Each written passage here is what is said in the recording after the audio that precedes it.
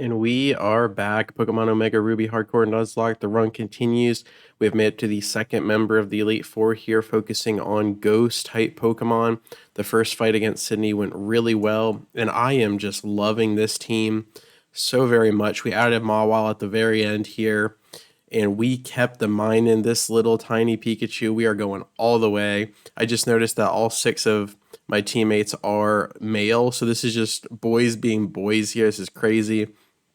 We've got the Gyarados, we've got Skarmory and Swampert and the Walrein. This is just a really strong team. If I ever play Alpha Sapphire, I'm probably gonna have to ban at least Swampert and Gyarados, potentially this entire team if we just curb stomp this entire Elite Four.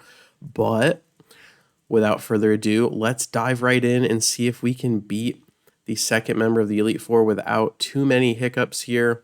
Um, Kind of gonna run a similar strategy to last time, since they're all ghosts. So my dark type moves are really gonna shine here, and we are just going to lead with the Mawile, who has Crunch and a very good typing against the ghost types. That Fairy Steel is just broken. I know one of the legendary dogs in Sword and Shield has that typing. I think it's Zacian with the sword. Just incredible typing. So offensive, but also so defensive at the same time. So let's dive right in. Got different berries on each of them. And things to look out for is really Dusclops using Confuse Ray, and it looks like Bayonet has Will-O-Wisp. A burn could be absolutely massive against my team, actually. Toxic doesn't come into place because of the steel typing, and Dusknoir has incredible coverage with his moveset. So just some things to look out for there, but overall Mawile is just going to have a feast here. The Intimidate comes down for a little extra protection. And let's see what little Arslan can do here. So Crunch is going to be super effective, and I think that's just the way we go here. Let's throw a Crunch out and see how much damage we can do to this tanky Dusclops. And it is over half. That is absolutely beautiful. The Confuse Ray does come down, and did I give him a Confusion Berry or was it a Burn Berry? It was a Confusion Berry, so we are looking fantastic. Snaps out of Confusion and gets this second Crunch down, and we clear the first Pokemon very easily. So now we are open to the burn from the Bayonet, so that's probably who they're going to throw out here to try and get that down. And once again, I am wrong. Just goes straight for the ace, and almost probably going to go for the Fire Punch, but because of the Fairy typing, is it not neutral? No. No, I don't think Fairy resists Fire. I think Fire resists Fairy. I think that's what that is. So that's probably going to be a super effective Fire Punch.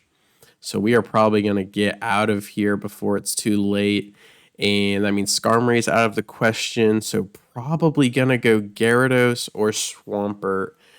Fire Punch is going to be neutral against Walrein, but he's got Thunder Punch for the Gyarados, so that probably means let's just pivot into Swampert. Once we clear Big Boy here, I think we'll be fine, but he's definitely the scariest on her team. So there is the Fire Punch. Hopefully no burn here. Okay, really good stuff. And I do not believe he has Levitate. So we are just going to go for the Stab Earthquake here. And if he does have no, he's got Pressure. We just saw his passive right there, Pressure, which uses up more of our move pool. And the Ice Punch is going to connect. You're going to do neutral damage. And as long as we're dodging these status effects, we should be good.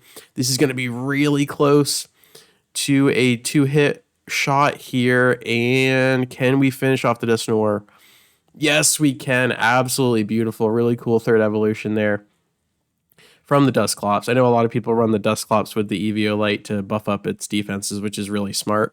But really cool to see the third evolution, and Sableye comes down. This will probably be a fake out, and I don't really have anything to counter that. We could go into the Mawile again for the Intimidate, and then a massive play Rough, and actually that might be the play. Let me check Arslan's health bar here. Oh, we didn't even get hit because we were scared of the Fire Punch. So let's get Arslan back out there, and unfortunately for Sableye, for the longest time, it didn't have a weakness, but because of Fairy, it now does have one weakness, and Mawile has it. So let's go ahead and show Sableye why these newer generations are so cruel to it. Play Rough does come down, it does connect, does massive damage, and just a ridiculous animation there as well. Really gets in your face, a lot like Acrobatics. And we want to learn Endeavor. I think we are so good. Lelouch does not need it. And alrighty, we are looking fantastic on this second battle here. Bayonet does come down. If it does get the Will-O-Wisp off, that will be really pivotal. But Crunch is going to do massive damage here and potentially set us up for a 2-shot. No, it just goes in for the 1-shot. Bayonet's defenses aren't enough. And the Legend of Arslan is just popping off right now. Wow, fantastic anime, but maybe even a better Pokemon, if that even makes sense. The other Bayonet comes down, and I do believe that is going to be a continued buffet line here for the Mawile, who is just crunching down with its terrifying jaws there. And that is it for Phoebe, the second member of the Elite Four. Mawile proving to be an absolute force in this showing here, even without its Mega Evolution. Just absolutely fantastic stuff. Super glad we added them to the team. And we are on our way to the third member of the Elite Four, focusing on Ice-type Pokemon. Really good stuff. And as always, thank you so much for your time. I really do appreciate it. And I will catch you on the flip. Peace.